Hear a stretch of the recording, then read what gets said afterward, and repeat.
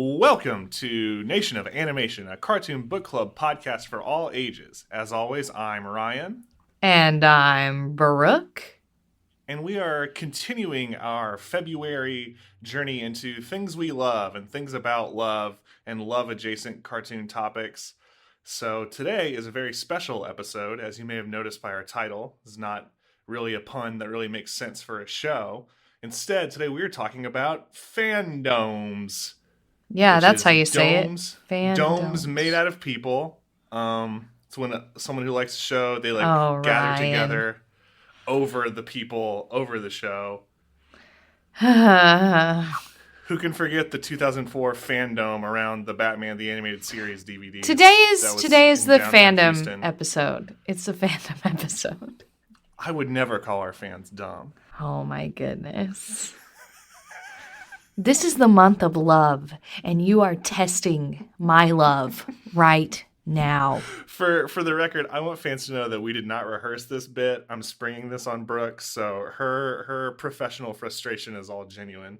This is not a two-person con. I really did sort of go rogue on this one.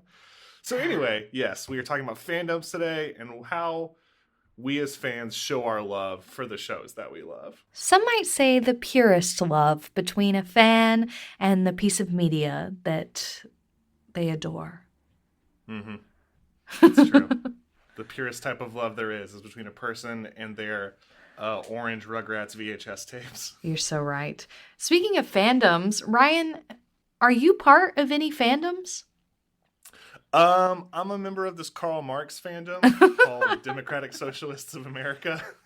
That's a good one, yeah. Yeah. Not really animation, so there's not much room for it to talk about on this show, but in all seriousness, I don't know. I'd say I'm a member of the pro wrestling fandom, although that's definitely a form of entertainment that has some problems. What else am I a fan of? What are things that I like?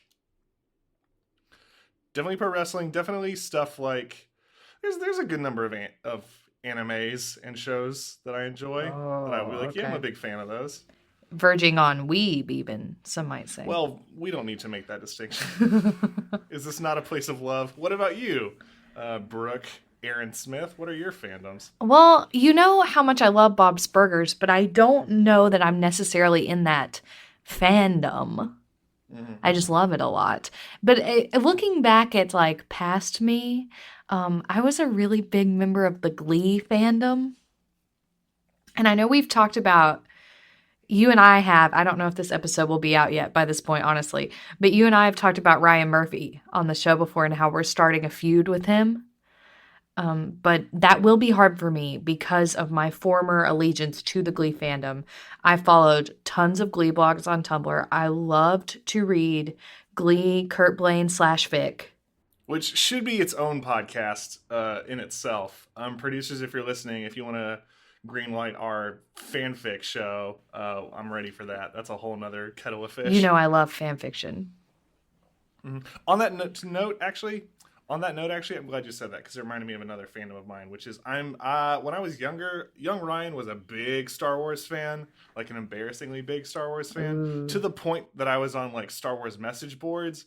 And I'm a writer now, but one of my first writing experiences was role playing on the Star Wars message boards and writing little stories with other little Star Wars nerds. So thank you to Boba Fett fan club. You a real one. Real ones know. I'm glad that you mentioned role-playing because I don't know that this is a fandom, but I was very active on the website neopets.com. That is absolutely a fandom. Has Neopets ever had an animated series? Because we got to do an episode on that stat. No, it hasn't. I'm so sorry. Missed opportunity. Well, now's the time, Neopets. I know. I love Neopets. They're still thriving despite the great Flash discontinuation. If you don't know, the website was run almost exclusively on Adobe Flash. Adobe Flash is donezo now. But Neopets lives on. But yeah, I would role play on all the Neopets web boards. Not necessarily specific things. Sure. Just fun stuff. I think that's great. I think there's nothing wrong with it. And when we say role play, we are just collaborative storytelling, playing characters and stuff. Really helped young Ryan figure out A, how to write a story, and B, how to work with others and play well with others in an online space. So that's part of the beauty of fandoms and why I'm excited. One reason why I'm excited we're talking about them today. So today we're talking about fandoms. We've said that. We've picked 4. And they're not necessarily ones that we're a part of. This is not top 4 fandoms in the world. These are fandoms that we believe have a very strong following. And we've tried to pick different kinds of media. So we've got a little anime, we have a movie, we have one of the most popular animated shows right now. We've got just some different informative things. Animated show with a legacy as long as anything in the world. So those are what we're talking about today. I'm super excited. And we're starting off with the formative show. One that even if you haven't seen it, I would guess you know what it is, you know? Like, yeah. The cultural shadow that this show casts is really fascinating. I'm really excited to talk about like why and how and what it looks like. So what show are we talking about, Brooke? We are talking about Avatar: The Last Airbender. I think this show gets a lot of unnecessary flack. I think James Cameron is a visionary. I think the CGI of the blue people really broke through. You are just springing these bits on me today that you have not rehearsed with me, that you're just throwing out. Normally we're so tight and rehearsed. Normally we're so scripted on this show. We're a real Stanislavski podcast otherwise. Oh, Ryan. No, we are talking about the Nickelodeon television show Avatar: The Last Airbender, created by Michael Dante DiMartino and Brian Konietzko. So this is a show that is over now. It's done so. It's been done for a few years. For over a decade. It ended in 2008. Ugh. Yeah, don't that just make your teeth hurt? Make you feel old. Yeah. So if you need a little backstory, it's really hard to give because it's its own world. But the Avatar unites all 4 elements. He's been missing for 100 years. It's Aang, who's a little boy who was frozen in ice. He teams up with Katara and her brother Sokka. They go and fight people. It's all based around the 4 elements. So earth, fire, water, and air. Aang is the last airbender. And a bender is someone who can control the elements. So that's all you really need to super know if you haven't seen it. It's a fun, like the magic system is like there's people who like throw rocks, and there's people who control water, and there's people who can shoot fire, and there's people who can like shoot air. And that's the fundamental magic system. And the show is sort of like, what if the chosen one was a 10-year-old and also like a pacifist and did not like to fight, and he's in the middle of a war? This show has been over for over a decade, but the fandom really sort of remains strong. There are a lot of Avatar fans that still have a sense of community and find each other on Twitter or on Reddit, which is cool. And, you know, a lot, if you follow cons, so conventions, whatever, comic book cons or cartoon conventions, there are a lot of people who cosplay Avatar stuff still. There's also the fact there's a lot of other media that's come from Avatar. The original show ended in 2008. There was a follow-up show called The Legend of Korra. Several years later, there have been a lot of comic books. There have been a lot of other stories set in this universe. So the fans have had other places to go to keep staying in this world. And it really is a show and a source of entertainment that people can keep coming back to and keep finding new ideas within it. That's really, really cool. Definitely. And I feel like I can't talk about fandom without talking about shipping. Sure. So tell us what that is for those of us who don't know.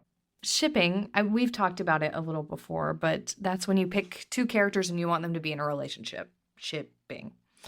So for Avatar, they had relationships within the show. So the big one, the big like will they, won't they, this is what we're all leading up to, is Aang, the main character, and then Katara, who is his friend and sort of sees him as a little brother for most of the show, and that evolves into a romantic relationship by the end of the show. Now, me personally, I was about to say, you have some thoughts on that this. did go against my personal ship. So there's a bad boy in the show. And I love a little cartoon bad boy. Prince Zuko, who starts out as the big villain and becomes their friend.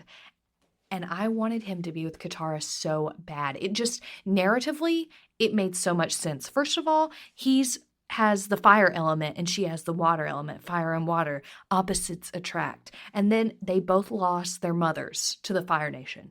And they bond over that. And I was like, this is it. This is where the show is going. I know it's going to be Zutara at the end. And then I was let down. I cannot lie. It's rough out there. I'm sorry for your loss. And I'm not even big in the fandom. You know, like I like the show, but I'm not like in the fandom. And that hurt me. So I just think about my poor siblings at arms supporting Zutara and how they must have felt. This is a show that has people who will defend their favorite ships and their favorite characters to the end of the earth. These are characters, I'll say, writing-wise, and we'll do an Avatar episode at some point. We can dig into this more deeply. But these are really, really well fleshed out three-dimensional characters, and they feel really realized, especially by the end of the show. So people really have their favorites that they are ride or die for, and their favorite shippings and pairings that they will defend as what should have been, what would have been, what was meant to be until the end of time, probably. And I think that's a really fun thing and a really fun indicator of the loyalty a show inspires in its fans. Definitely. Now, when I was doing a little bit of research on the Avatar fandom, what I really found was the Avatar fandom glossary, which I thought was fun. Go ahead. Yes, and a lot of it included shipping terms. Yeah. So the first one was Bryke, which is like a name smush for the show's creators, Michael Dante DiMartino and Brian Konietzko, Brian and Mike Bryke. So are we shipping them together? I don't know that it's a ship. I think it's just to save time. This is what Bryke intended, blah, blah, right. blah, blah, blah. But then there's Firecest, which is incest between members of the Fire Nation's royal family. So that's Prince Zuko, who we talked about. He has a sister, and they're often at odds. Her name is Azula. And people apparently really want them to be together, and that's... So this is an explicit episode. In some ways. Explicit tag. Hey, I was not explicit with it. I just said. Right, no, but, anyway, keep Conversely, going. There's also Watercest, which is incest between members of the Water Tribe, primarily Katara and her brother Sokka. These were things that I did not know about, but were important enough to be included on the glossary for this fandom. I don't want to yuck anyone's yum, but there are certain places where people go where I cannot follow, but good for them, I guess. Yeah, and then there are several other terms in the glossary that relate to a big event in the show's history. If you don't remember, several years ago, M. Night Shyamalan made a movie, Avatar: The Last Airbender, and it sucked. That was one of the... I did a first date to go see that movie. And it was not, the relationship did not persist past that. And I like to think it's because of how bad that film was. Sure, so it's live action. And if you haven't seen Avatar, it is set in a world that's sort of mirroring Asian culture. And like several of them, like the Water Nation is based on like Inuit and Yupik cultures. The Earth Kingdom is pulled mainly from China. Like their big city, Ba Sing Se, draws parallels with Beijing. The Fire Nation is dominantly influenced from Imperial Japan and other East Asian nations with like a fascist history to draw from in image. And then the air nomads are meant to be sort of like Buddhist and Tibetan. So this is the cultural touchstones that they're pulling from for the look of this show. Sure. And then in the movie, most of, if not all, the main characters were played by white people. So in looking at the glossary, they mention race bending, which refers to the movement protesting the whitewashing of the cast. And then they also have Failbender, which is a mocking name used by anti-fans of the Last Airbender movie. Get him. Yeah, so... Get his ass, Airbender fans. And that, still within the fandom, obviously that's a big point of contention, I guess. But not really even that, because nobody liked this movie. So it's less a point of contention and more like a shared burden that every Last Airbender fan has to sort of get around. Yeah, definitely. And then another big disappointment recent for the Avatar: The Last Airbender fandom. So there was, and I think it's still in the works, a Netflix live action series of Avatar, which would be super cool. I mean, we're against it because we like animated things better, but Sure. would have been interesting. So originally, the original creators, Michael Dante DiMartino and Brian Konietzko, were signed on as showrunners for this. And then, in their words, and you can read like their posts about this, they've been pretty open about this. Netflix started to go in a direction they didn't agree with, so they left the show. So right now, I do believe it's still slated for production, but the original creators are not going to be attached. So a lot of people in the fandom are thinking, we don't want to watch this, which I get that 100%. So that will be something to look out for, I guess. Yeah, definitely. One way or the other. Speaking of this fandom, there is a very famous person in this fandom that you might not expect. She's the greatest athlete in the world. Miss Serena Williams is a huge Avatar fan. She has like tweeted about the show and asked questions and like engaged with other fans about things really that happen in the show. Yeah, that she's curious about or that she wants to hear other fans' opinions. And then she got to voice the guard Ming, who was Iroh's guard that he became friends with in The Day of Black Sun Part 1. If you've seen that episode, you'll know who she is. Oh man, so she was a fan like when it was on, like at the time. Yes. She didn't come to it later. Right. Oh, that's really cool. And then she was also a female sage in Legend of Korra. So she's gotten to voice 2 characters. Very cool. So Serena Williams, big part of the Avatar fandom. Now, in your research, did you see anything about like jokes about Bender the robot from Futurama, whose name is also Bender? Were there jokes there? Did they do that? Has this been done before? Is this anything? I think this is just you. No way. That I can't have stumbled on this comedy goldmine. Surely somewhere someone has thought of this before. I didn't see anything, so I can't guarantee that you're the first, but maybe so. Dang. Wow. This is how it feels to be an astronaut. First person in an undiscovered planet of jokes about Bender. Anyway, I want to shout out really quick one other specific fan. There's a TikTok user named Catherine Lynn Rose who, over the past few months, has been writing like an Avatar: The Last Airbender musical, and a lot of the songs are on Spotify at this point. And also members of the cast have seen the videos and like reached out with approval. Like Grey DeLisle, a voice of Azula, saw them and gave her some praise. So I think that's really cool and really shows the energy and the passion that the fans still have all these years later. And new fans too, because I think at this point a lot of the people who are engaging with it were not of the right age when the show first came out. Yeah, that's super cool. And that just sort of speaks to the strength of the Avatar: The Last Airbender fandom. Mm-hmm. So talking about pure love, those Avatar: The Last Airbender fans have a pure fandom love for this show, which is great. Very cool. We salute you, Avatar: The Last Airbender fans. Thank you for doing the work. So the next thing we want to talk about, this is not a show, this is a film. I'm not even going to call it a movie, it's a film. We are talking about The Nightmare Before Christmas. Tim Burton's The Nightmare Before Christmas, directed by Henry Selick in 1993. This movie is as old as I am. That's weird. Not as old as... Wait, no. I'm younger than this movie. Congratulations. It'll come to you too. One day we'll talk about a movie from the year you were born and you'll know how it feels. We'll see. So much of the show is us reckoning with age, but that's okay.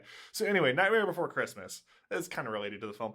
So if you don't know it, it's this stop motion thrill ride made by Disney, although released under a different studio because they were sort of not sure it would be a hit, so they had to hedge their bets on it.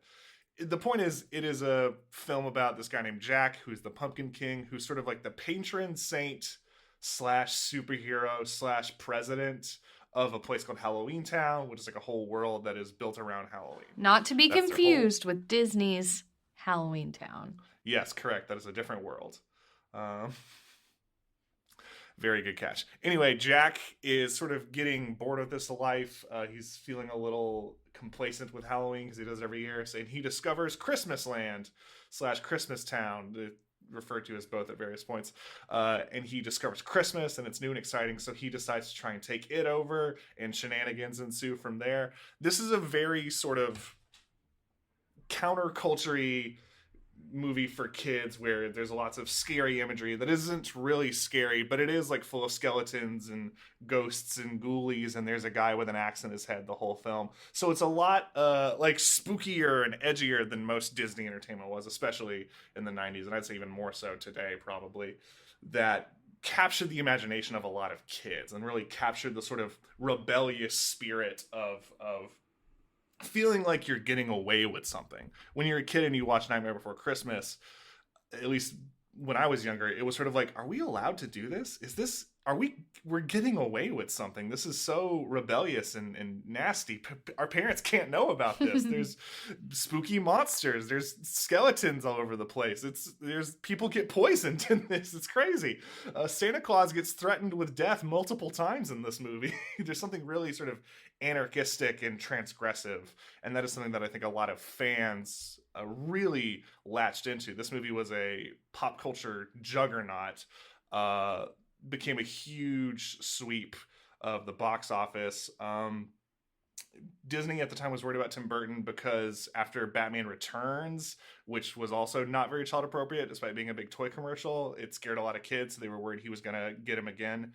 But he got them a ton of money, and this movie ended up being re-released in theaters in 2000 and 2006, actually, which I think is really, really, really cool that they... I mean, it's cool that people liked it so much. I don't know if it's cool that Disney got that much money. Like, whatever, that's what you get when you have a successful film. But for the fans, what's so appealing about this is, one, the sense that it is sort of forbidden or sort of something that you're not supposed to see. There's something harmlessly illicit about it and all the imagery. It is a merchandise monster. I think Hot Topic should send Tim Burton like a gift basket every year as thanks for all the business that he gave them. If you were in high school or middle school at a certain time in the early aughts or whatever, you would see plenty of people with like Jack Skellington beanies and coats and Nightmare Before Christmas keychains and backpacks and shoes. And it even got to the point where Blink 182 in their song I Miss You, there's the lyric, we can live like Jack and Sally if you want. We can have Halloween on Christmas. Even though it's not really what they do in the movie. They don't want Halloween on Christmas. They want Christmas just in a Halloween-y way. But that's between me and the members of Blink 182. But I think that this is something that has a lot of longevity because it's appropriate twice a year. It's a Halloween movie and a Christmas movie, so people can really double dip their fun. And two, it's something that new generations can keep finding. Every year someone's going to see it for the first time, and every year someone's going to be like, oh, wow, I'm getting away with something now. And that sort of longevity is really, really enticing for fans to latch on to. There was sort of a problem where Night Before Christmas got kind of so big that it was mainstream, and that sort of kills anything that's meant to be rebellious, but every now and then it comes back, and then it gets big again, and then it goes back down. There's sort of ebbs and flows for Nightmare Before Christmas as a cultural touchstone. Well, I would say now, there's a lot of adult fans. People have Nightmare Before Christmas themed weddings. Right, which is crazy. It's very exciting. I have a good friend. I hope she listens to this. Megan. I love Megan. Our good friend Megan. Yeah, Megan's great. And she loves Nightmare Before Christmas. Like, still, she's around my age. And her boyfriend, Scott, every year at Christmas and Halloween, they put up their Nightmare Before Christmas decorations in their house. It's very cute. And they just love it. I've only seen it maybe twice. Maybe not even all the way through twice. I like it. I'm not in the fandom, though I do enjoy it. This one didn't bite you. This one didn't get you. No, though it seems like something that would. I think that I just have memories of being a child and being afraid of it. And I think that has carried over. I feel the same way about Edward Scissorhands. So really, it's just Tim Burton. It's just Tim Burton stuff. That's not animated, so whatever. But you love his Willy Wonka, don't you? I do love his Willy Wonka. Oh my gosh, I used to just put. I mean, as an adult, I used to just put that on and fall asleep to it. I loved it so much. But once again, yeah, by used to you mean like a few years ago. Yeah. Once again, though, that's not animation. That's true. So we could care less. We could care less. But yeah, I think there's a lot to relate to. And, Jack is obviously a very sympathetic character, and Sally is as well. And there's beautiful music in it. Oh, the Danny Elfman score is great, too. Yeah, I think that's a big part of the hit, I think that's a big part of why it's so popular, because Danny Elfman, his film scores are, they can be very sentimental and sweet, but he also comes from, Oingo Boingo, which is this also very transgressive counterculture rock band, and he sort of lets his hair down a little bit more in the Nightmare Before Christmas soundtrack. Evanescence does a really great cover of Sally's song. I think it's actually just Amy Lee. It's not Evanescence as a whole. I love that. That's so good. That's very good. It's the best song in the show, and Sally's the best character in the show, and I'll fight in unarmed combat anyone who says differently. Yeah. So there's a lot that contributes, I think, to the longevity of this. But, nostalgia obviously plays a huge role, especially as there are a lot of adult fans. So I'm glad that the Nightmare Before Christmas fandom is still alive and well and will hopefully keep going forever. We salute you, Nightmare Before Christmas fandom. Godspeed, Nightmare Before Christmas fandom. Thank you for your service. We're talking about Nightmare Before Christmas. I would say not a super toxic fandom. I don't hear a lot of bad things about the Nightmare Before Christmas fandom. So that's good, because we're about to move into... Yeah. Here we go, folks. Crack your knuckles. Yeah. We're not really going to have a sketchy side for this episode, but we do have this segment, so... And I will say, before we even start talking about it, I really like this show. And this is not a commentary necessarily on the show. There are some problems I have with the show, but this is not a commentary on that. So we're going to talk about Rick and Morty, which I like. I really do enjoy Rick and Morty. It began in 2013, created by Dan Harmon of Community fame and Justin Roiland. And it has currently aired 4 seasons on Adult Swim. Great. I love Adult Swim. Especially because they play in syndication mini shows I love, and they picked up one of my favorite shows, Tuca and Birdie. So I owe them a lot. Anyway, though, it's a huge show. They have huge catchphrases. If you hear someone say it, you know exactly what it's from.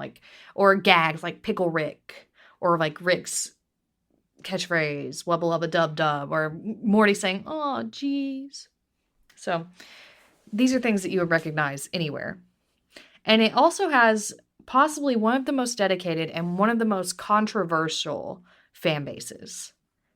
So I was looking up stuff about this, and when you Google Rick and Morty fandom, several results pop up, and it's like Rick and Morty toxic fandom explained. Rick and Morty has a fandom problem. The dark side, the Rick and Morty fandom, and there's so many more. Every article is like, the Rick and Morty fandom is going to kill people, which may be true. So when I was looking up stuff for this, I want to know why. What is it about toxic people that puts them into this fandom? And it seems like really the main thing is it attracts people who see themselves in Rick. If you don't know the show, the premise is Rick is a super genius. He's the most intelligent man in the world. He's the smartest man on Earth. He's effectively outsmarted God 5 or 6 times. And he can travel through space. He can travel through dimensions. He's living with his daughter's family. And then he has a grandson named Morty, who he makes come along with him on his adventures. And that's really sort of the synopsis. And Rick is a big narcissistic asshole. But he sort of appeals to the kind of outcast, dude bro kind of culture. Yeah, Rick is depicted as a narcissistic asshole, but he's also depicted as always right, and he's depicted as always being correct and always being smarter than everyone else in the room, and sort of justified in his arrogance. So when fans identify with that character and that idea, you can kind of easily analyze what they think of themselves and what they think of the world around them. But there's also this notion that he is so smart, and because he is so smart, people don't get him. And I think people see themselves in that. They think, I am so smart that no one gets me. And that's why I'm not liked. It's not because I'm kind of an ass. It's because I'm telling hard truths, or I know right from wrong more than everyone else, It's like the beginning of The Social Network, where Rooney Mara says, you think people aren't going to like you because you're smart. And that's not true. They're not going to like you because you're an asshole. It's interesting to me, though, that in some ways, this is similar to like BoJack Horseman or even Futurama, but the same people aren't grasping on to that. And live action shows like Breaking Bad, Mad Men, The Sopranos, any of these, prestige television shows about like gruff, masculine dudes doing crime things and being cool about it has a similar fandom issue, I think. Yeah. In looking this up, I found that there's a Facebook group called The Real Ricks. So this is people who believe they are like Rick, and they join to like pal around on the internet with other Ricks. Katie Fustich writes about this for Medium. She's super cool. You can find her at katiefustich.com.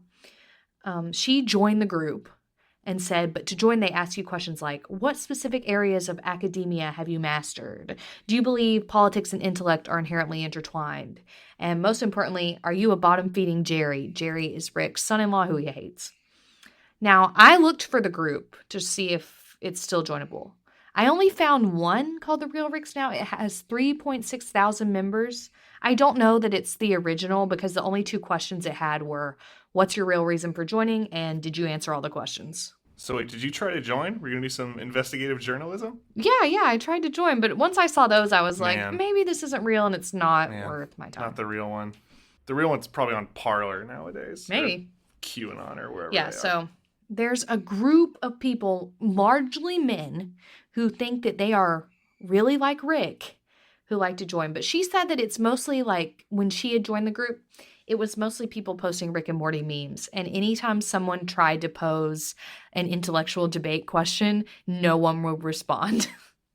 The fandom itself can be, the toxicity of it can sort of be demonstrated by two main incidences that gained, national news attention. The first one was the doxing of their female writers.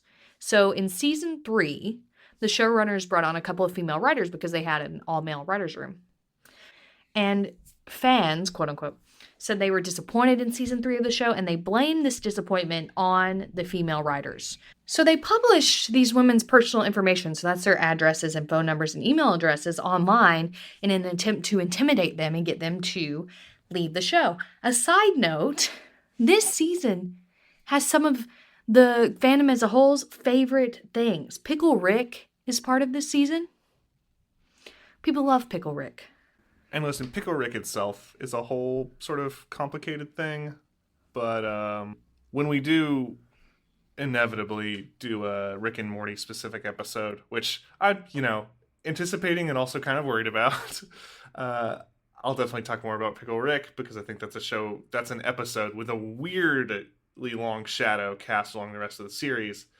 But the way people just defend it is so strange and vicious. That is a really strange case study about like the things that the fans latch onto in Rick and Morty specifically. It's also the season that won the show an Outstanding Animated Program Emmy.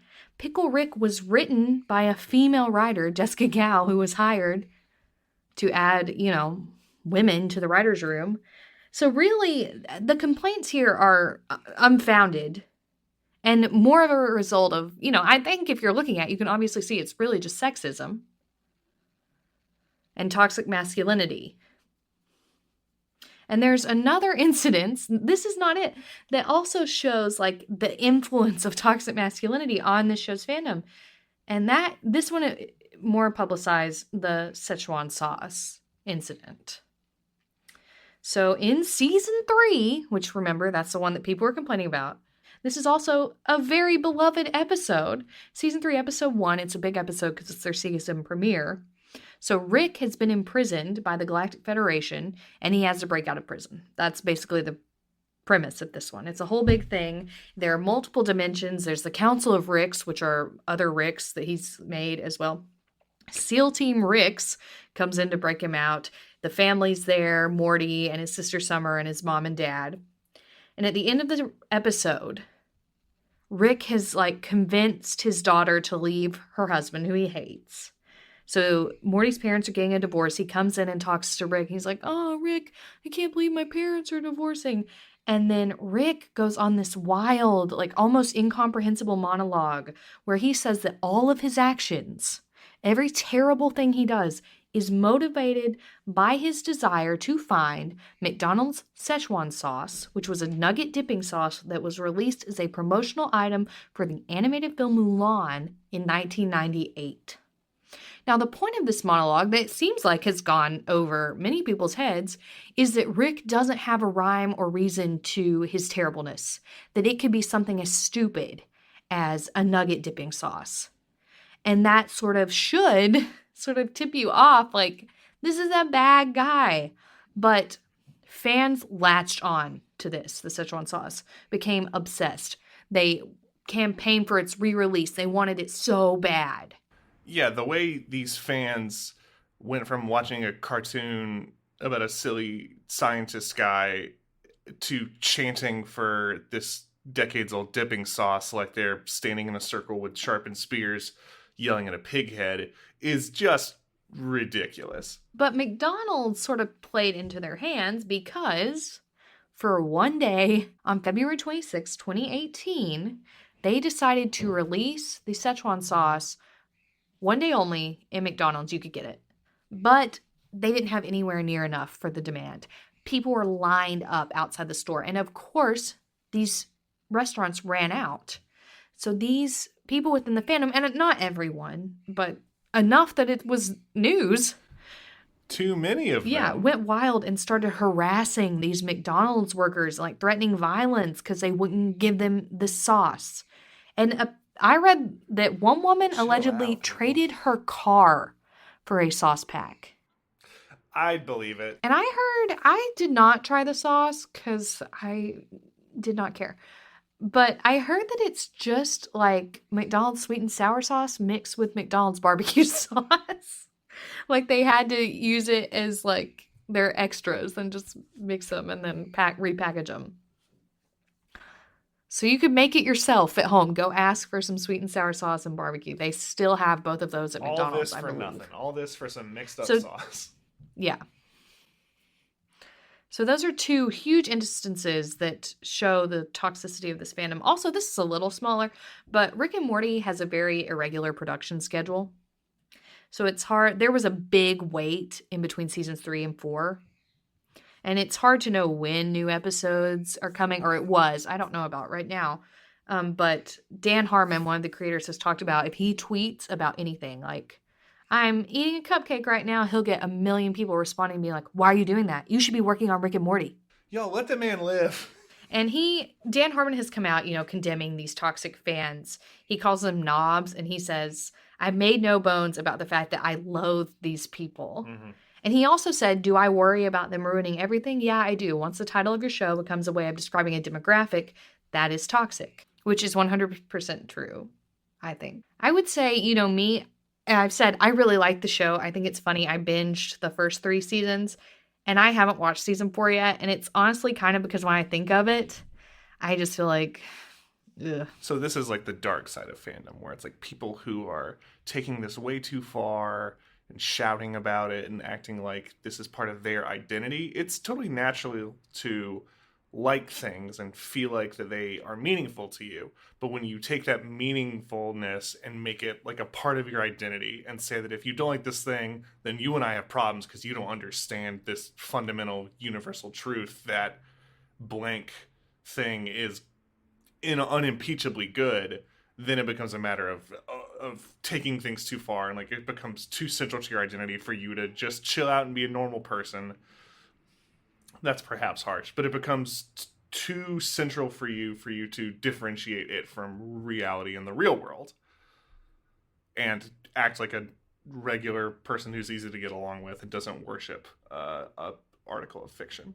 It's fanaticism. Yeah, I totally agree.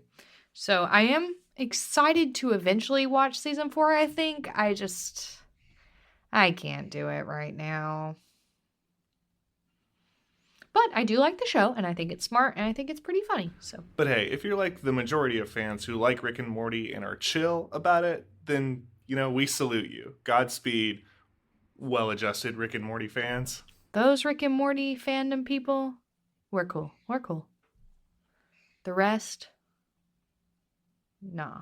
So today's final fandom, the final show we're talking about today, is a bit of a different one. It's a show that I actually was not familiar with before this. I know Brooke was neither. No, and I will say that whenever I've seen this show come up on Tumblr or Twitter or wherever, I always thought, is this called RWBY? I distinctly remember a few years ago you sending me a message just asking out of the blue, what the fuck is RWBY? Anyway, though, apparently it's not called RWBY, it's called RWBY. But since we're not experts, we have had to call in a scholar of the field, someone who knows a lot more about the topic than we do. So joining us now is our resident RWBY expert, scholar on the subject, professional actor, writer, improviser, cosplayer, podcaster. Did I miss anything? Oh boy, you have a lot of generous definitions there for a lot of those qualifiers. Which I very much appreciate. Web designer. Oh, boy. Graphic designer, comic book artist. Boy. Yeah, remember that one comic book we made in a class that we took together at University of South Carolina? Radio DJ. Yep. Oh, boy. Yeah. I forget that I did that. Anyways, hi! Specifically, so people can... Yeah, so anyway, this is Rebecca Shrom. Hi, Rebecca. Welcome to the show. Yay. Professional friend. Hello, thanks for having me. So thanks for being here, Rebecca, to join us to talk about fandoms, specifically the aspect of fandom that Brooke and I don't have much experience in, which is cosplay, and specifically about a little show called RWBY, spelled RWBY, not RWBY. RWBY. Yeah, as we've sort of been pushing forward as an alternative. For people who don't know about the show, it's a web series by Rooster Teeth. I found the episodes on VRV, which is just like an online streaming service created by a guy named Monty with a lot of focus on fight choreography and sort of stylized action I'd say is the main thrust of the show, which is about these 4 characters, one for each letter, and they're sort of riffs on fairy tale characters. There's like a Snow White, there's a Goldilocks, there's a Beauty and the Beast, there's a what's the other one? Little Red Riding Hood. That's the RWBY one. Doing magical girl stuff and fighting monsters. Is that a fair summation of the series? Yeah. No, honestly, wow. I'd say so. That's the show. That's RWBY, everybody. I've seen exactly 1 episode, and it was the first episode. I've seen the first 2 seasons at least, and like a little bit of the 3rd season. There are 5 seasons now, and I think what we'll talk about, one of the things we want to talk about is why I stopped watching, because I did come in pretty early, because it started airing like 2015, I think.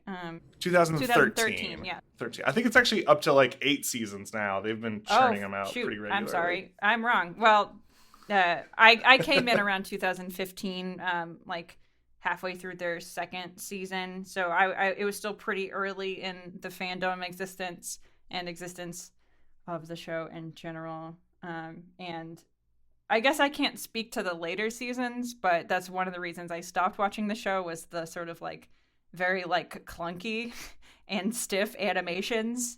Like outside of the fight sequences, the animation seems like, I don't know, it seems like the audio doesn't match with the like lip flaps at all a lot of the time. Mm-hmm. It was very like Grand Theft Auto, early Grand Theft Auto, like San Andreas sort of animation. I know why this is, because I watched a 2.5-hour video called "RWBY is a Disappointment and Here's Why" by YouTuber H Bomber. That's hilarious. Which I could have used that time actually watching the show, but I watched this instead. And they talk about the creation of the show. So Monty, the lead character designer and like creator, he got the job because he made these like fan videos with like Samus from Metroid and Master Chief from Halo fighting aliens and doing like fight choreography. So he would choreograph the fights, and then other animators would do the non-fight stuff. So that's why there's sort of a difference of feeling. Fun fact about the show. Well, that makes sense, because the fight sequences were where you could tell what the animation was meant for, because that those were the more sort of like compelling and dynamic things to watch. One thing I feel like I should get out of the way that we haven't mentioned is that part of the rift in the fandom was Monty actually died in 2015. So there was, he passed away in a car accident. Yes, that's right. So that's sort of like a already very divisive fandom sort of like split even more, but we can talk about that a little later. Mm-hmm. Not a car accident, I'm reading on the Wikipedia page. He had like a terrible allergic reaction. Oh, then who? I'm thinking of someone else. Margaret Mitchell, who wrote Gone with the Wind, died of a car accident, which I just learned earlier today. Gone with the Wind, that was on my RWBY. brain. I apologize. Pretty much same genre, both same thing. both Scarlet, RWBY, magical girls who wear red. Mm-hmm. Man, okay, dog ear on the podcast. I would love a Gone with the Wind. That's a magical girl anime. All right, let's get on it. She transforms to fight in the South. Anyway, that's neither hither nor thither. So yeah, let's talk about the fans and the fandom. You say this is like a divisive fan base or a divided fan base, I guess. What do you mean by that? It wasn't really when I first started watching it, because it was still so new. The people's opinions weren't quite as like, I don't know, solidified, I guess, because I feel like we were all on Tumblr in like 2013, 2018. We know what it is. A unique ecosystem for sure. Where people just like, I don't know what it is, especially with like ships. People just like cling like with like a very firm grasp to their idea, whether like, I don't know, a ship is canon or not. They're like ready to fucking fight. Sorry, I don't know if I'm allowed to swear. Ready to fight people to the death for over this like idea of a character. I don't know. Like we've all seen it with like Supernatural was a big one. The whole Super Hulock nonsense. Sherlock. Yeah, earlier on this episode we were talking about the like shipping names in the Avatar fandom specifically, and about like the real sense of realization and sense of investment that fans had in who got together in that show. And I think RWBY has a similar sort of for sure amount of territory. I'm on the RWBY fan wiki right now on the page just for ships, and the heterosexual ships alone, there is, oh my goodness, perhaps hundreds. I am scrolling and it just keeps going. I think for me, at least, I feel the difference between maybe the Avatar ship universe and the RWBY ship universe is, one, a lot of people stand Zutara, which like was actually like the intention of the writers at the start of the show, right? And then they sort of abandoned it later on. But like even Dante Bosco and Mae Whitman were like, maybe that should have happened. Either way, this sort of big vindication for the Zutara fans. I don't know. I love Zuko. I'm whatever. I was also a Zutara stan, so this is a Zutara show. You can speak your truth here. It's safe. Anyway, the big, huge, maybe not the biggest, but definitely one of the most divisive ships was Bumblebee, which is Yang and Blake. They sort of like are the loudest. Maybe they're not even the majority, but they are like a very, very loud minority. And they even like fought. I sent you guys like a Twitter screenshot that was from Blake's voice actor. I believe you pronounce her name Erin. She was just like, sorry guys, even though it's not canon,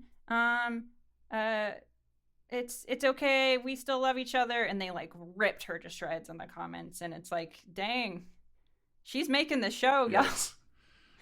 Yeah, a real moment of biting a hand that feeds, which is an interesting strategy.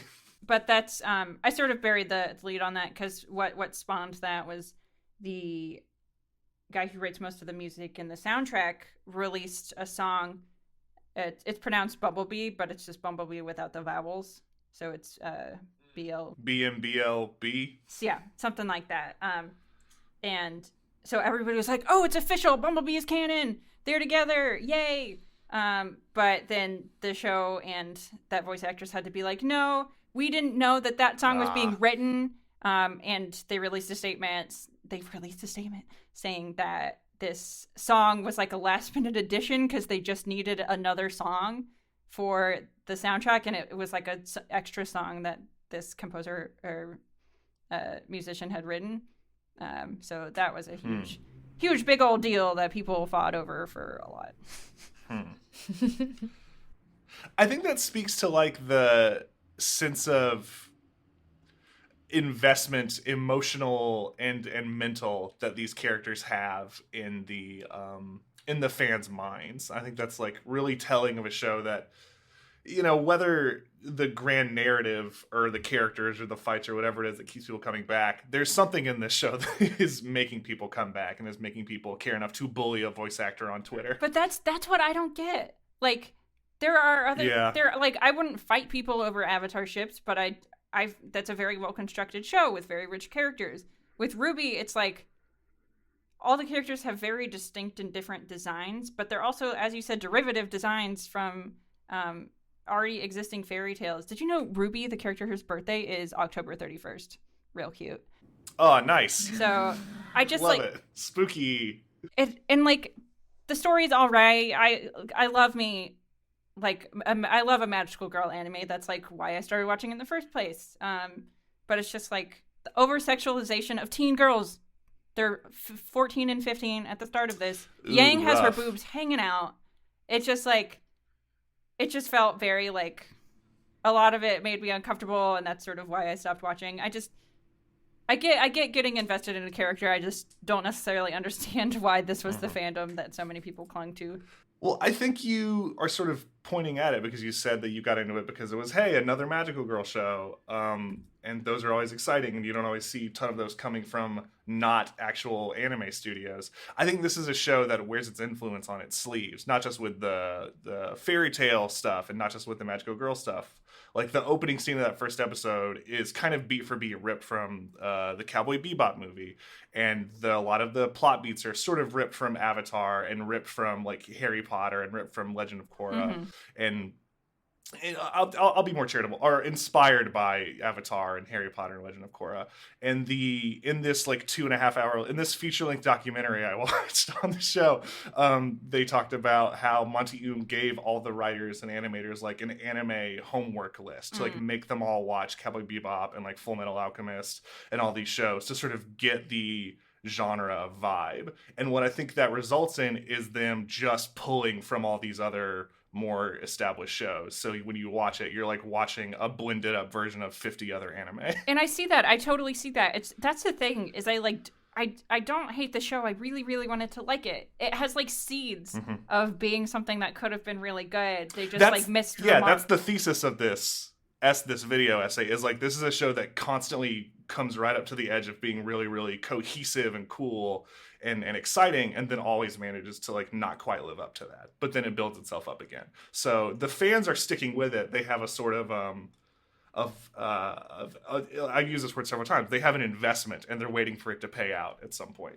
presumably. And I think it has for some people, and that's great. I love it when people love things. Just because I don't like it doesn't mean you know, nobody else can. You know, like, I think if I discovered this when I was in middle school, one, between all the fighting and the like Evanescence new metal soundtrack, the opening song, middle school Ryan would have been like, oh, this is my favorite show. This is the best thing ever. Yeah, you're so right. I can definitely see how it could snare people. You're so right, because the genre of the theme song is definitely geared towards a specific audience.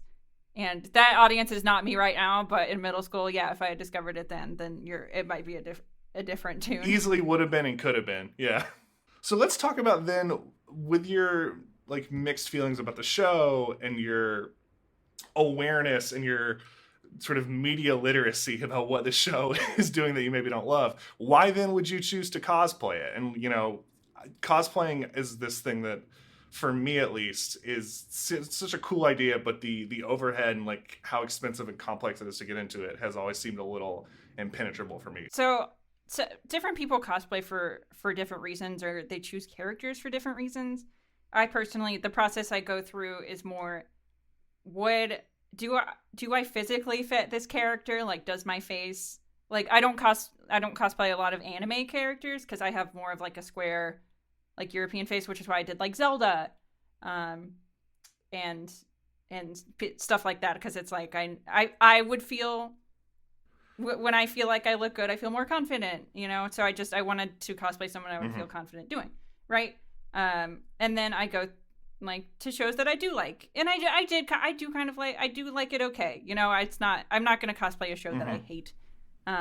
but also I just look at a design of a character that I like, that I think is cool, but also feasible, something that I could actually make and wear. Because I tried to cosplay. Did y'all watch Sword Art Online? I watched the first season. Yes. Yeah, we'll talk about it at some point probably. Oh boy, yeah. Oh god, I was so invested. And it kind of, that's a different story, but it escalated so quickly in ways that want to talk about a failed investment on fan interest. Anyways, I cosplayed at one point. They go to a fairy world or whatever, and this is another show where women are sexualized in a very uncomfortable way. Asuna gets this fairy outfit that's just basically a white and red bikini with a kind of skirt. Not really. I thought it was cute. I was like, all right, I'll try. And it looked really bad on me, and it was revealing in ways that I personally am just not super comfortable with, especially when I was 19 or whatever. So anyways, I cosplayed Weiss just because I don't know, I thought she was cute. I hadn't cosplayed anybody with white hair before, or that kind of wig, so I wanted to try sort of styling a wig in a new way. And she's just a simple dress, not too hard to make, because there are some costumes that look easy but are actually very hard to construct, that sort of thing. So that was a long-winded answer of how I ended up cosplaying. Mm-hmm. No, I think that's the methodology is really fascinating. I think the choice of what fictional person do I put around my face, because it's not I'll just jump in a Power Rangers costume. It's styling a wig and building a dress. Yeah. Well, the thing is, some people just cosplay characters that they don't look like, that they love because they love the character, and that is great.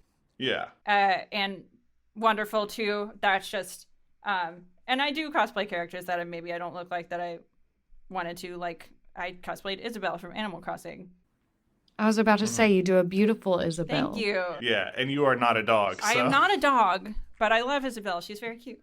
That's a good one. Yeah, do you have any other favorites, favorite cosplays? Either just finished product or just favorite to put together? Yeah, well, I will preface this and say that since I moved to Chicago 3 or 4 years ago, I haven't had the time or the money to invest in cosplay, because I'd spent a lot of time performing. Well, not right now because COVID, but that's where I spent a lot of my time, and also buying fabric and wigs, and it's like drag. It's a very expensive investment. But I will say, with that being said, my favorite cosplay is obviously Zelda that I did. I always feel like I look really cute, and I don't know. I feel like I can pull off an elf aesthetic all right.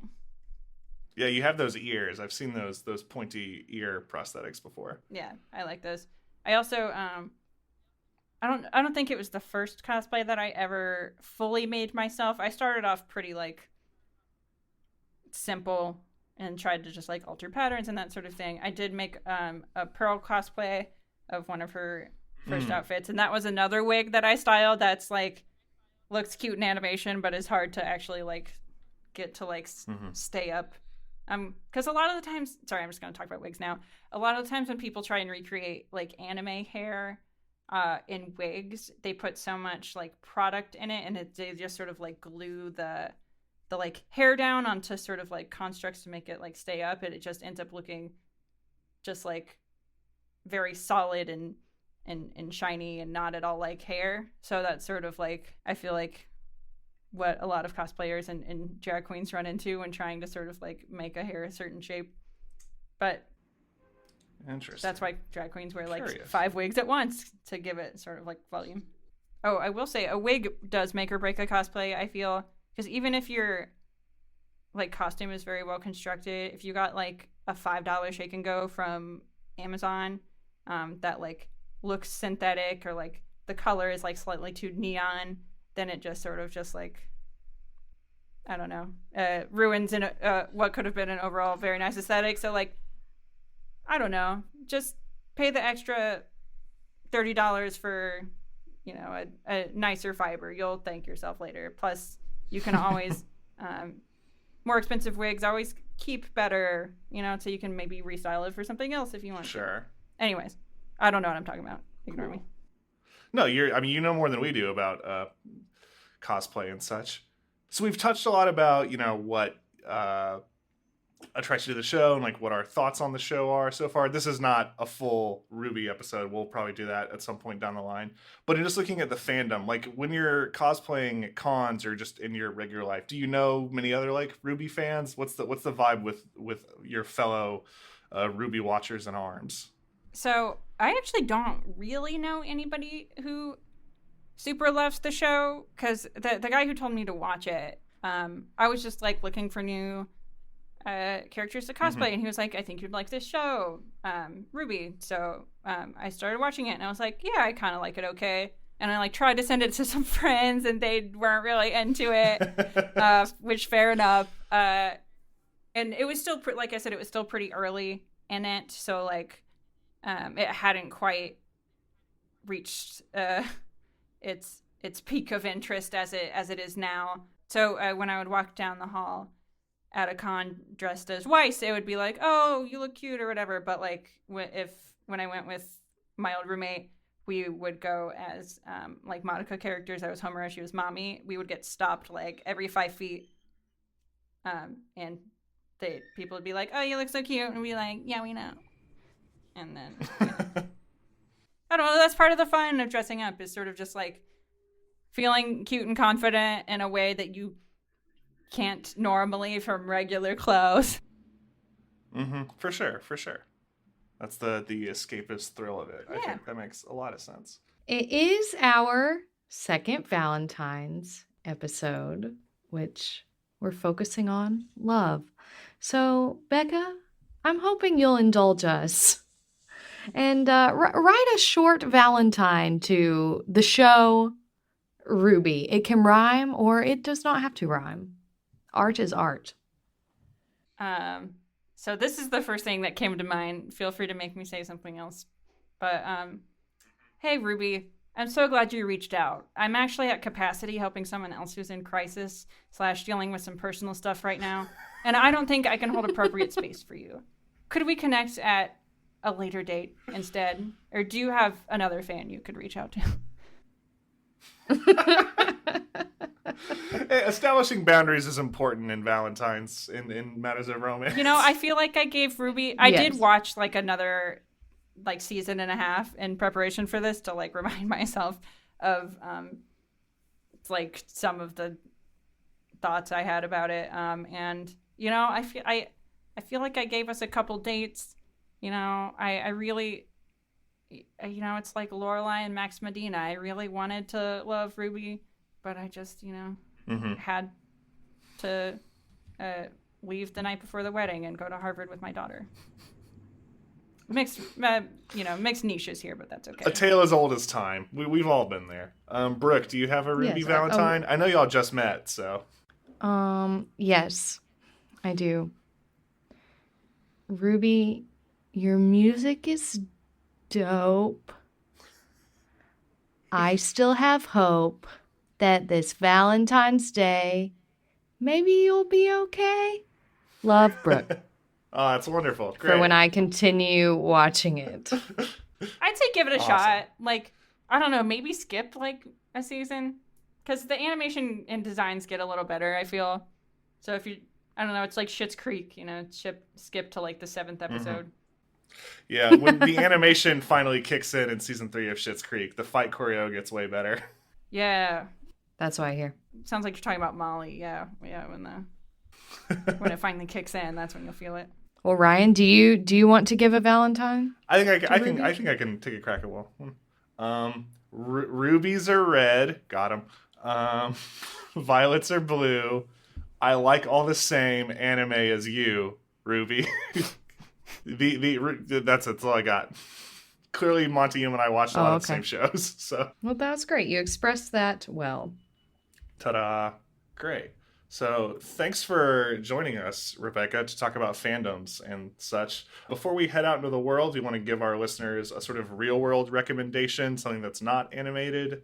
Do you have anything that jumps to mind for our listeners? Oh boy. Okay, yeah.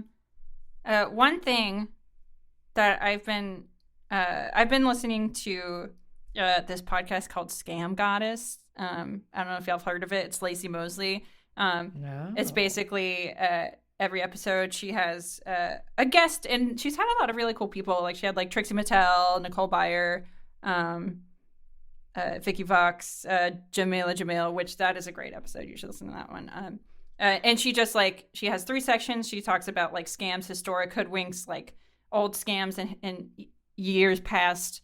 And then there's like, she has like modern day ones, like a scam that's currently going on, or like someone just got caught for it. And then she'll take like listener letters where people are like, hey, my grandma got scammed, you know, help me. And it's really cool. And you know, it's good to learn how daddy government is scamming us, which, spoiler alert, he is.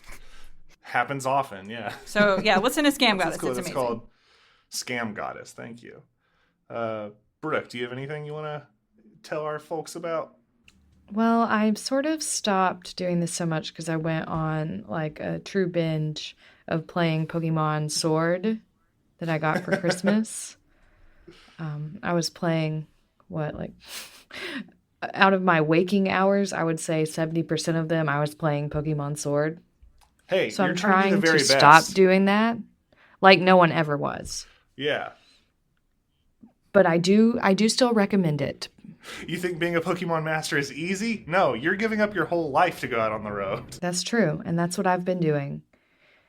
And I'm almost done, which is great that it only takes like a week to become a Pokemon master. Yeah, that's the amount of time I want to invest in becoming a professional of anything. Yeah, you know, Malcolm Gladwell, you're an expert if you take, 10 hours at something. You're a master of it. Ryan, what is your real world rec? I am also going to put over a podcast in the spirit of fandoms and such that we're celebrating this week. I'm going to put over the show Friends at the Table, which is an actual play show where they sort of play a tabletop game every season and tell a big story in it. They sort of alternate. They do like a fantasy season and then a sci-fi season. Their current season is called Partisan, which has been about like a civil war with big robots. That's been really, really cool. And it's a podcast I bought merch for, so that's how you know it's good. So that's my recommendation. Listen to Scam Queens and Friends at the Table and play Pokemon. Oh, Scam Goddess. Scam Goddess, I'm so sorry. Scam Goddess. So Rebecca, you're all about Chicago, doing it all. Can you tell us where we can find you on the internet to see more of your work? Yes, Where I Want to Be Found. I have a web series, Dick's web series. It's about detectives. You can find us at D.CKS web series on Instagram. But also I've got a couple other podcasts because of course we do. Ryan, Brooke, and I actually are doing is it a Let's Play? Isn't that a video game thing? It's like an actual play show, I guess is the technical term. Yeah. An actual play of shorter RPGs like Monster Hearts, Wishing Well, all that good stuff. Noralandia is what we're about to do. It's called Blank City Podcast. Blank City Nowhere. Oh, Blank City Nowhere. It's Blank City Pod is our Instagram. I'm sorry. Fuck me. You can get rid of this and say a better one. I also work on a satirical history podcast called AM 1066. We sort of take a stab at decades and write music and sketches about it. It's at AM 1066 on Facebook and wherever you find podcasts. Thank you. Awesome. Thank you so much. That's great. As always, you can find me on Twitter at Ryan with Cheese, and you can follow the show at Cartoon Book Club on Twitter and Instagram. Brooke, where can the kids find you online? Oh, I'm on Twitter at The Brooke Smith, on Instagram at Who Is Brooke Smith. Also, by the time this comes out, please God, let me be done with my website, www.brookeaaronsmith.com. Oh yeah, I'm redoing mine as well. RebeccaShrom.com if you want to see how okay it looks right now. Well, all right. Thank you so much. Next episode, we'll be back to our regular one-show focus, and we'll be talking about a show that's very near and dear to our hearts here, but you'll have to tune in to see what it is. Ooh. So until next time, Rebecca, why don't you say that famous tagline that we all know, that you know so well, the state of animation is... I don't know. Go ahead. You know what it is. Go ahead. Do I know what it is? Okay. No wrong answers. Okay. The state of animation is in a relationship. Shrom. Okay. Shrom. Oh, the state of animation is Shrom. That's good.